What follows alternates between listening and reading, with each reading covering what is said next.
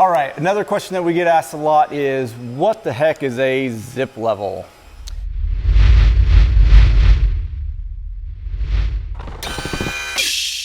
Yeah, so this bad boy right here is a zip level, and the way it works is there is an electronic box which kind of interprets the level of the home within tenths of an inch.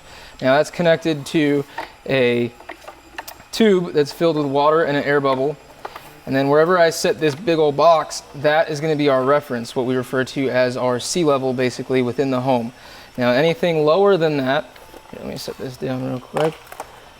Anything lower than that is going to be considered settlement. So what that tells us is where the areas are affected and where we need to actually, perform the work, install our piers, inject poly, or in some cases for crawl spaces, adjust pier heights underneath the home. Yep, great answer, Alex. And like Alex was saying, we can actually zero out in either the highest point or just any reference point within the house. Doesn't matter where it's at.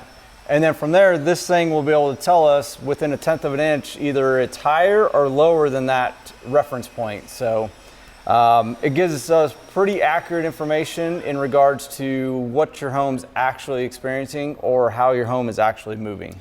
Yeah, and the other benefit to it too, when our crews come out to perform the work, they'll have the exact same tool, so they'll be able to reference where we're achieving lift and if we're able to when we're able to stabilize the home. Yep, exactly.